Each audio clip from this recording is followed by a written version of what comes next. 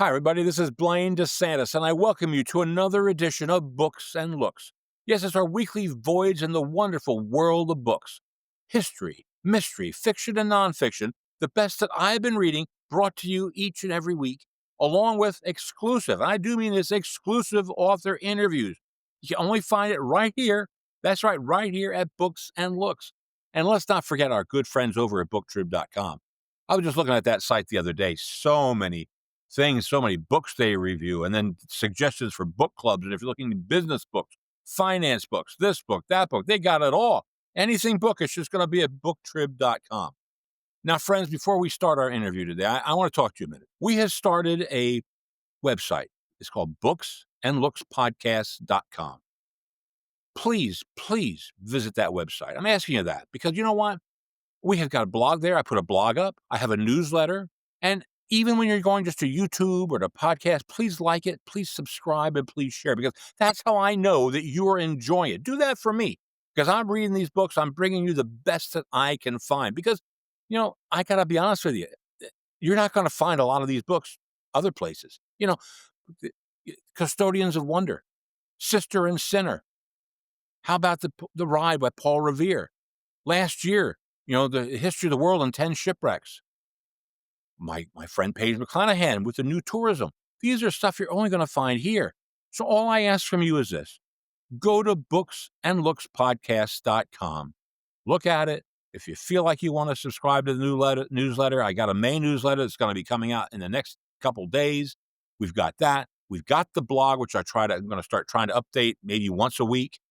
And let us know how much you appreciate all we do here. Not just me, but my son, Nathaniel, and the producer, Podcast Studio S. Let us all know, that you really like what we're doing here, because we're doing it all for you. So anyway, I'm Blaine DeSantis. This is Books and Looks. And today we're talking to Jamie Cooperstein about her new book, her memoir, True Hospitality. Jamie Cooperstein, welcome to Books and Looks. Thanks, Blaine. I am so excited to be with you today.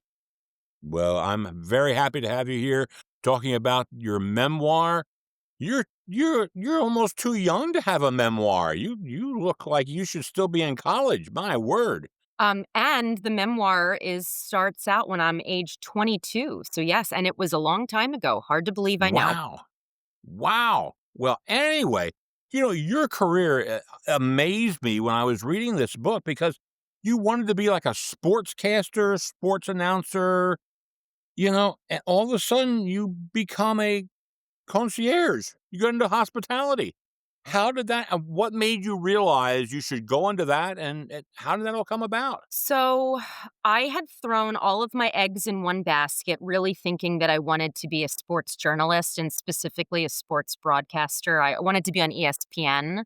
And I didn't know what to do next, and I turned to my mom for advice, and she actually shocked me with her advice, and she said, "Why don't you have a conversation with your cousin Jeff? He works at the Rittenhouse Hotel in Philadelphia. He's had a wonderful career there, and he always is sharing the most fascinating stories about the people he is helping, day in and day out." And I said to my mom, I've never even stepped foot in the Rittenhouse Hotel. That's, such an outlandish idea, but okay, I'll give him a call. And lo and behold, on this call with my cousin, he really sold me on this concept of kind of the magical world of hospitality. And he was able to promise me just a interview. I had to be the one to kind of get the job, so to speak. So I went into the interview at the Rittenhouse. I met with the director of front office, and I knew that if I blew this interview, this was my only chance ever at a job in luxury hospitality, at the young age of 22. And I was given the job as a concierge, and it changed my life. And pretty quickly, I realized that this was not just a job, that this was going to be a complete career shift for me. And it just suited my personality so well. And the things that I loved about journalism, which was being able to be kind of innately curious and asking those who, what, when, where, why questions, I was able to do the same as a concierge to really find out exactly the needs of a guest. And I also, the curiosity piece of getting to be an ambassador for a city where I was constantly, the city was ever changing. And that was so exciting to get to constantly figure out what was new and wonderful in Philadelphia. One of the things that you mentioned, I really got a kick out of this. You wanted to go into broadcasting, and they had said, "Give us a demo tape," and you did, and the response was, "You're too local." What the devil does that mean? You're too local. I mean, I don't get it. So it means a few things, and I don't think that that would ever be told to somebody in 2025. Again, this was a long time ago, and I think the concept of a internship supervisor being supportive and being a mentor, and the concept of emotional intelligence, those things were not nearly as prevalent back then. But in my case, being too local, it meant two different things. I really wanted to pursue a career on air where a national audience would be tuning in. And I believe in order to have success as a broadcaster kind of in a national market, you can't have local appeal or sound like you're from one particular region. And I happen to be from Delaware County in Pennsylvania. And those of us that are from Delco, as it's so commonly referred to, there is a certain way you speak. And I'm sure that 22-year-old Jamie had much more Delco to her voice than 43-year-old Jamie today. And, this particular producer gave it to me straight. Don't hear anything. Of course, I'm from Reading, so I don't hear anything. Delco, Montco, Burco, whatever it is. No, I don't hear anything. And the other thing, Blaine, is that now, today, I would not have given that comment any I wouldn't have had a reaction. I would have had the confidence to say, "That's your opinion." But back 22-year-old Jamie, I was so impressionable that that comment, that really changed everything for me. Well, along the way, you worked for some Philadelphia sports teams. You worked with the Flyers and you worked with the Phillies. Tell us just a little bit about what you did with the Flyers and the prestigious, which I think, job of the Phillies. Sure. So, and it wasn't mentioned in the book, Blaine, but I actually have worked for all four Philadelphia professional sports teams, either in a full time job capacity, part time job, or in an internship setting. So, yeah, I literally, the Flyers, the Sixers, the Eagles, and the Phillies, I've worked for all four teams. You are correct, though, being a Philadelphia Phillies ball girl, that was by far my favorite job of all of the jobs I've had for sports teams. And to be honest, I mean, it sounds so glamorous working in sports. The Phillies ball girl job was probably the only one that was truly glamorous. That was amazing. And I got to sit in left field. I worked about 30 home games a season. And I was the ball girl in the first 2 years of our new ballpark, Citizens Bank Park, in 2004 and 2005. Sadly, the Phillies were not good back then, but it was still a very exciting time and, something I'm really proud of. Good, good. Well, you say work with the Flyers. Let me say this. Let's go Flyers and let's go Don Earl. You remember that statement? Gene Yes. Hart used to say that before every time. Let's go Flyers and let's go Don Earl. You were selling those ticket packages or something like that at the mall, if I'm not mistaken. Yeah, that Uh, was crazy. You sign up for a job thinking it's one thing, and then the next thing they know, they say, "Head in your car and head to the King of Prussia Mall. We're gonna have a seasonal kiosk, and you're gonna be selling Santa sacks." So, yeah, that was one I never saw coming, that I would have a retail job at the mall, but thinking I was working for the Flyers. yeah. Well, they push them hard on the Flyers broadcast now. I mean, the poor guy who's the analyst is always pushing for your packs and this and that and everything else. So, yep, quite a thing. Anyway, you get this job at the Rittenhouse, and one of the things that you find is there's a delicate balance between being friendly and becoming friends with the people who are there. Talk to us a bit about that and that boundary that exists. Yeah, so it's a really delicate balance, and obviously you're encouraged to be extremely friendly with everybody, but yeah, you cannot cross over the line. of being friends. And there was, numerous instances for me where I did feel like I was possibly crossing over that boundary. And probably the best example or scenario I can give is I started about a year or two into my tenure at 2 Liberty Place, the residential property I worked at. I started facilitating book club for a group of 7 or 8 women. And the book club started out taking place in the media room on our amenities floor, but very quickly it evolved to the location of different women in the book club hosting it in their homes. And they would serve wine and they would have cheese and crackers, and you'd take off your shoes because that was kind of what their preference was for their home.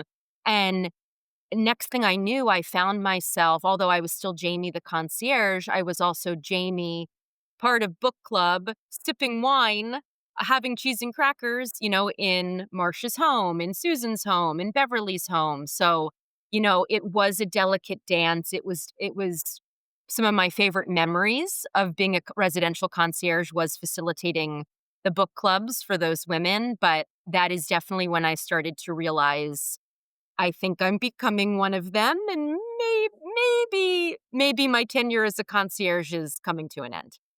Mm, okay, that's very interesting. One of the things you bring up in your book is the fact that when you were at the Rittenhouse, which Friends is a 5-star plus hotel, plus, plus, plus, if you know, ask me, when you were working there, you had wedding, okay? And for every person who comes, that wedding is special. But for you and your staff, ugh, it was the same old basic stuff. That's gotta be hard after a while to keep that enthusiasm level up, not just for you, but for everybody. Yeah, it was a bit of Groundhog's Day, in many ways, but specifically with weddings, and you had to keep a poker face, and certainly never, ever in a million years let that bride and groom know that they were, the 3rd bride and groom you were seeing just that weekend, right? You had to make them feel like they were the only bride and groom you've ever rolled the red carpet out for before. So yeah, it was challenging at times to, um always be a 10 out of 10. But yeah, I feel like every day you did have to come in with new energy and focus and just say, what magic am I going to be able to create today? How am I going to be able to put smiles on people's faces? And I think for the most part, being a concierge did allow me to leave work at work.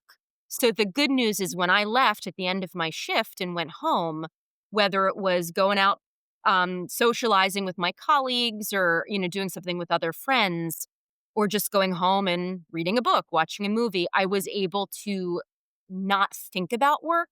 And that allowed me to kind of have a reset. So then when I would come in the next day for the start of my shift, I was fresh, I was excited, and ready to, be the best version of myself. Now your shift, what shift did you have? So at the onset, I would work frequently the mid shift as I was training, which meant that I was always overlapping with somebody more seasoned that was coming on in the morning or somebody that would be arriving in the evening. But as I became more capable and as my preference, I'm a morning person. So my preference was that I would prefer to work the 7 a.m. to 3 p.m. shift. So I kind of moved into that shift. My least favorite by far was the 3 to 11 p.m. shift. I can understand. Hey, did they give you a lunch hour? Do they give you time off, get off your feet a little bit on that 7 to 3 shift? So, regardless of what shift you worked, Blaine, you certainly were given a 30-minute lunch break. One little known fact in the hotel business is that the employee cafeteria is staffed by a chef that works on the culinary team. So they are literally cooking a hot lunch for the staff. And sometimes when there's been catered functions in house that day, any leftovers, like great pastries from a morning breakfast, they're always brought into the break room. So if you time it right, you can be dining as if you are the guest and not just a staff member. But the key, Blaine, is that because things are ever moving in hospitality, there would be times where you would go take a break and then your supervisor would call you back mid break because it was too busy. So you kind of had to be adaptable, and it wasn't always like a leisurely 30-minute break. I understand that. Now, you initially say you were intimidated a little bit by all this luxury at the Rittenhouse. How do you overcome that? When how long did it take to get, oh, this is the usual, this is the norm? So I think for me, the shift and my comfort actually happened very, very quickly. And just as a reminder, I was, 22 and I was the person that was excited to go have a meal at Ruby Tuesdays. Like that was a highlight for me with my friends. I didn't know anything about luxury, but I have a very fond memory. It was actually on a date where I was invited to go to a restaurant called Striped Bass in Philadelphia. It doesn't exist anymore, but at the time, it was considered the most luxurious and nicest fish and seafood restaurant in Philadelphia. And then that same evening, we went to the orchestra. And that was an itinerary that never in my wildest dreams would I have been doing in my past life, nor would it have enjoyed nor would I have enjoyed it. And now, only like a year and a half into my tenure at the Rittenhouse, I was loving it. I loved that experience at Striped Bass. I loved going to the orchestra, at the Kimmel Center in Verizon Hall. So the evolution happened really, really quickly. Like fundamentally, I was still the same person, but the exposure I was having, especially to all of the comps that I was experiencing as a concierge, yes, I started enjoying all of the finer things in life. Good. Good for you.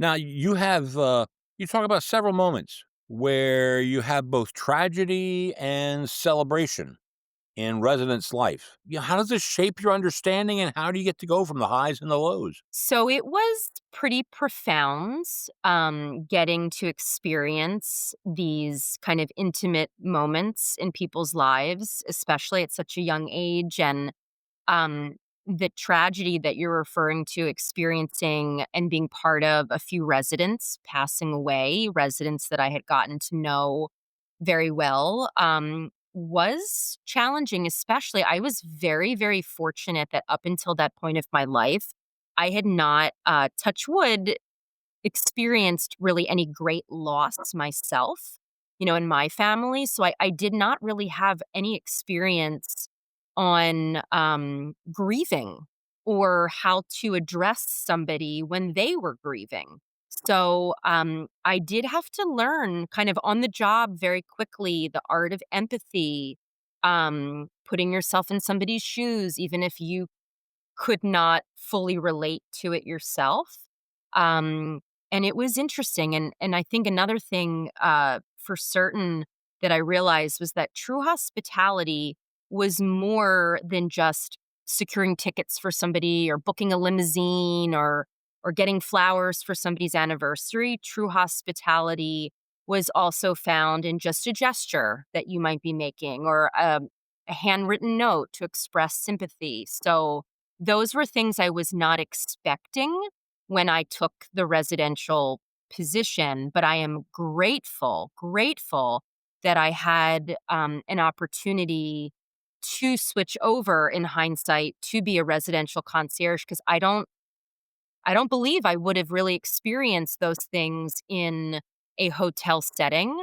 And I grew up because of it. Yeah. Wow. Well, now that's interesting. How long were you in the hotel industry until you switched to the residential concierge industry? So I was at the Rittenhouse for just shy of 3 years. And then I was at the residences at Two Liberty Place for 7. So I was in a residential capacity longer. During your career, you had the chance to meet a lot of celebrities, a lot of sports people.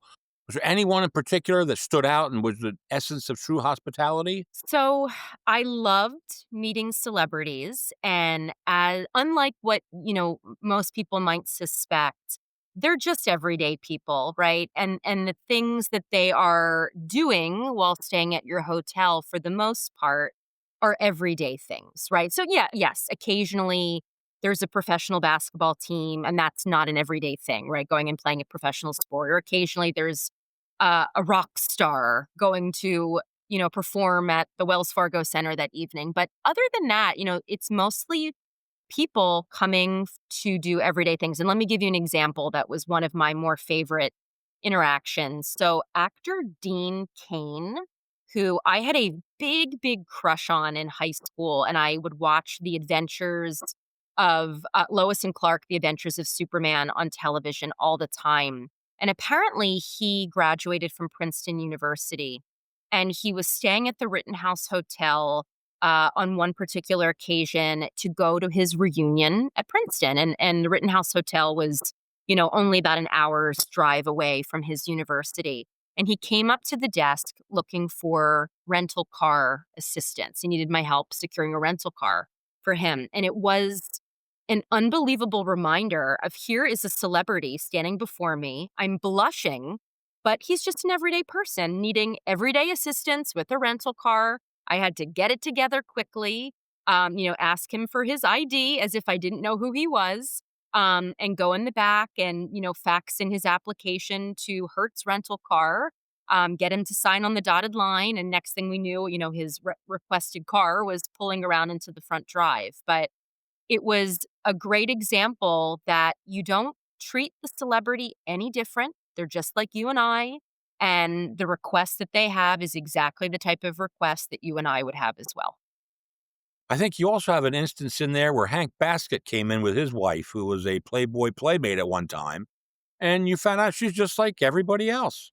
Exactly. And they lived at the residences at Two Liberty Place. So I got to have numerous interactions with them and build rapport over the time that they were in residence. And absolutely, who somebody might be, right, in their movie or their television show or in the media, who you're perceiving them to be, is often completely opposite to who they are in real life.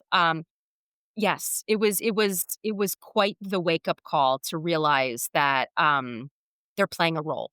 Well, let me ask you this question. This just came to me now. If you had to define true hospitality, what would it be? So, true hospitality to me is effortlessly forging an emotional connection with whoever it is that you're serving.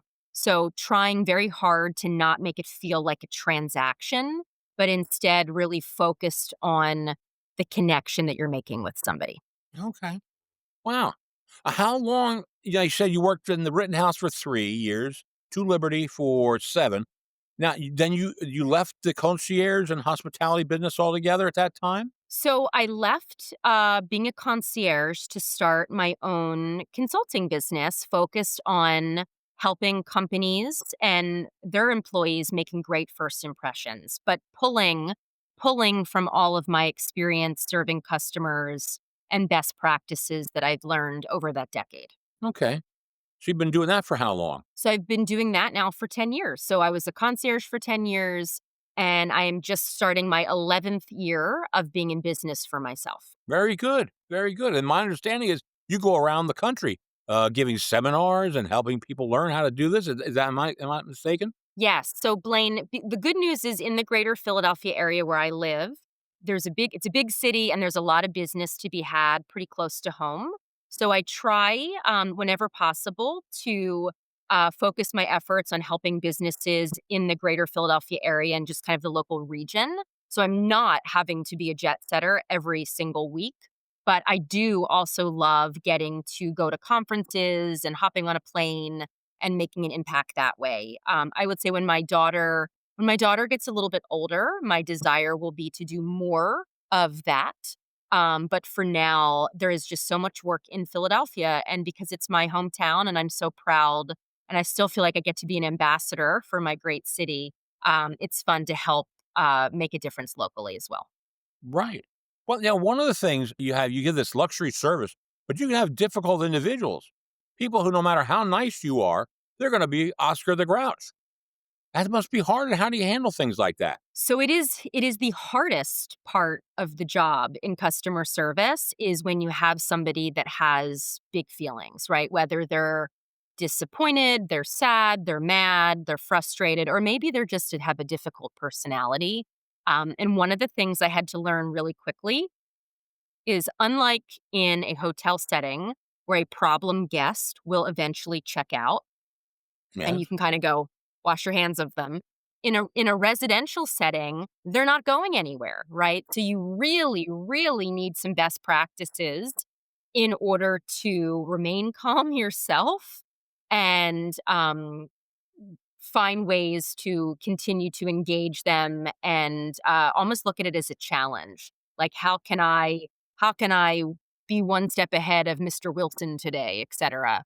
And one of the So things that you was a almost have really to, you almost have to anticipate their needs. exactly, Blaine. Exactly. To me, I looked at it as a game. Like there was a particular resident that every morning their first stop was to their trash room, and maybe they really were taking trash out.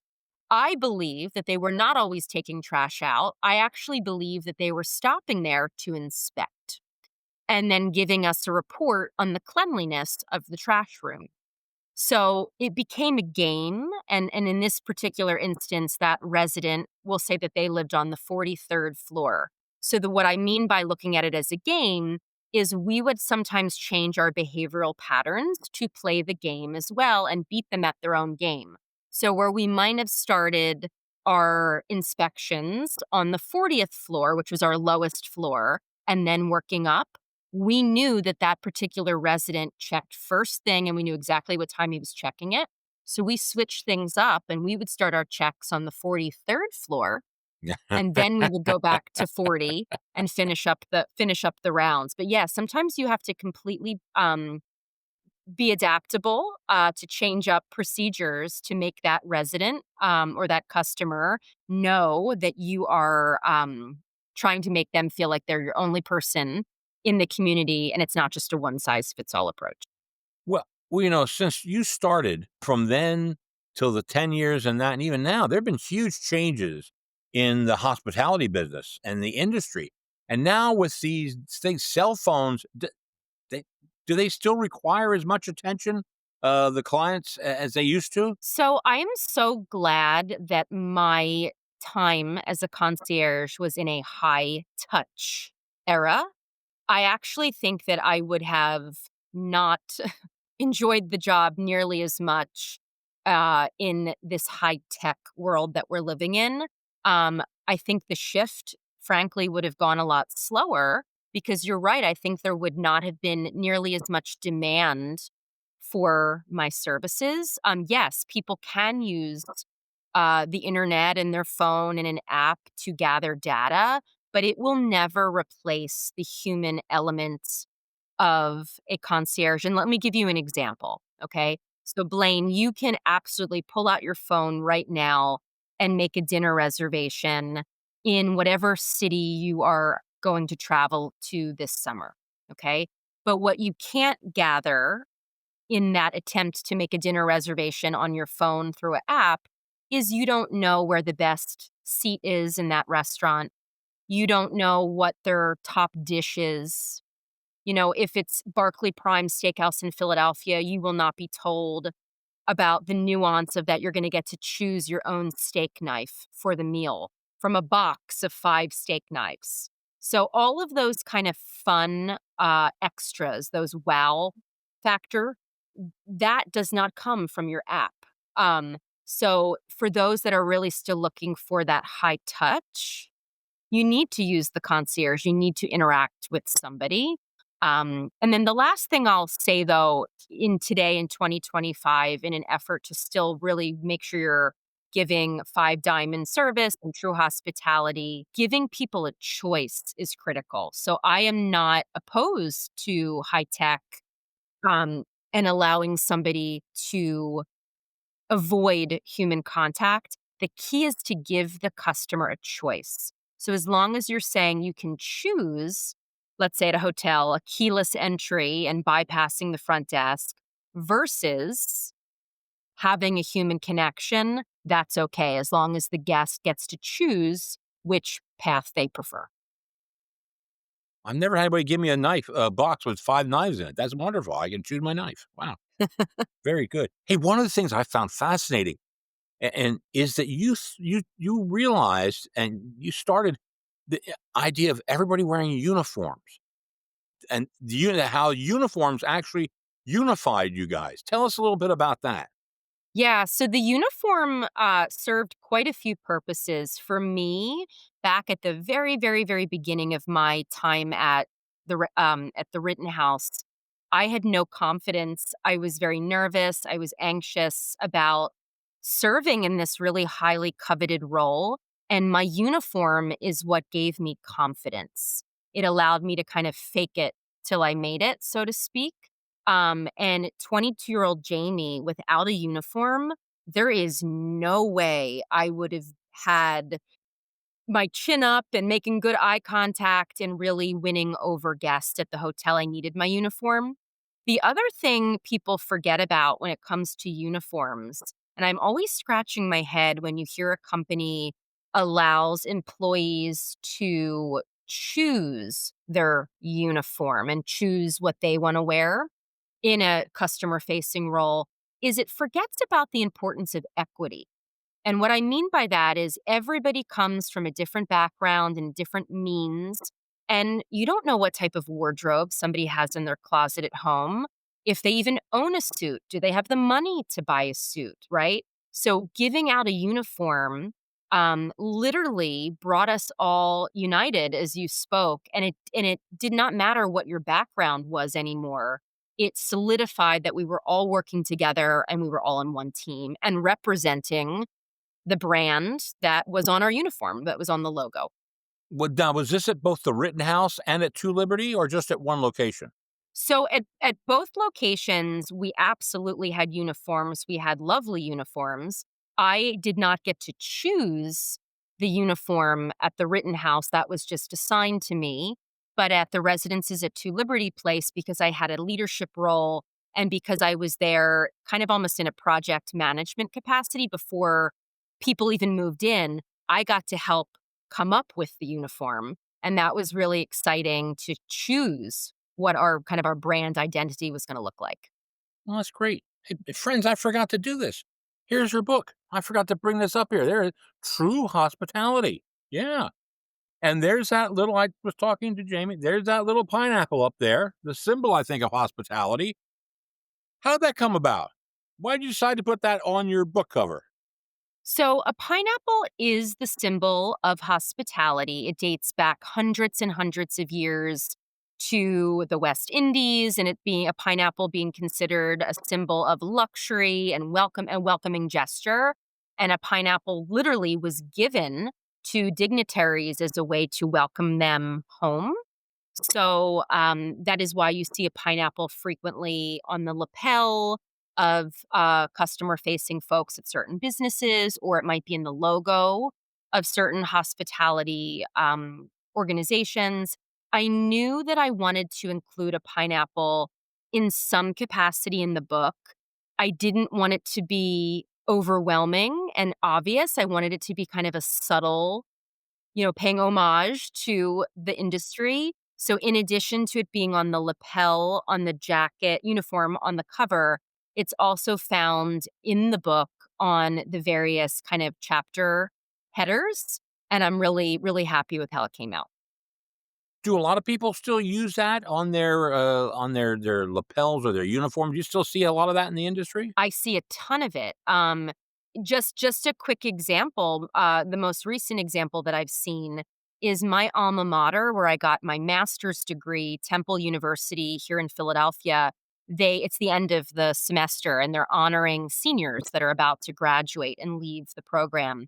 And I was watching that they actually give a pineapple lapel pin from the School of Tourism and Hospitality Management to all of those graduating seniors embarking on their career in hospitality, reminding them the power and the symbol of a pineapple. Well, that's wonderful. That's great. We come in as guests and we don't get to see what the other side of the desk is like, whether it be the front desk or the concierge desk.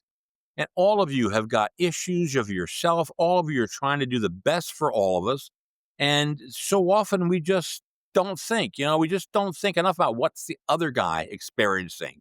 And as you and I spoke, true hospitality can occur anywhere. One lady at the grocery store, Annette. I mean, she's always so nice. She's always talking, always smiling to everybody. That's what they want, somebody like that. And it pays off. It really does. Absolutely. And there's a lot of books out there on customer service and customer experience from a leadership perspective. I was really excited in my memoir to give the voice and lift up the voice of the hourly worker, the person that's wearing the uniform, that's in the trenches, that's on the front lines, and really giving people an inside look at the perspective of what it's like to serve kind of day in and day out and be the one that's making or hopefully making those magical moments happen for others. So I hope I achieve that. I'm proud of the book and the story that I told. All right. Last question for you today. Last question. You're now in your own business. You've written your memoir at the lusty age of only 43, which I wasn't going to say, but you mentioned it, so I can say it again. What's next? What challenges do you have coming in front of you anymore? So, a few different things. So, I will continue to be doing many speaking engagements and helping employees at various organizations, making great first impressions, pulling from all of the wonderful lessons that I learned from behind the desk. I always touch on kind of the 5 keys to service excellence, which I learned while serving and wearing a uniform. I hope this book sparks a lot of dialogue, and I'd love to lead a lot of book club discussions. I purposefully included 14 discussion questions in the back of this book, meant for folks to take this book and after you read it, for it literally to continue the conversation. And I'm excited to be part of those conversations. And who knows, maybe there's a second book in the future. There you go. I'd love to. If it is, I'd love to read it. I'll tell you.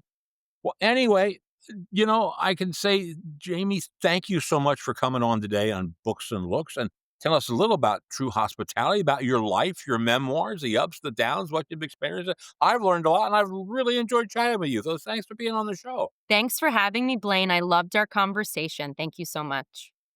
Jamie, thanks so much for being on. It's a difficult job being a concierge, being on the other side of the desk. And, I hope all of you out there have listened to what she has to say. It's amazing job that these people do. I know I couldn't do it. I couldn't be happy and chirpy and helpful all the time. It's amazing. She's a wonderful time. I had really enjoyed her. So thanks again for coming up.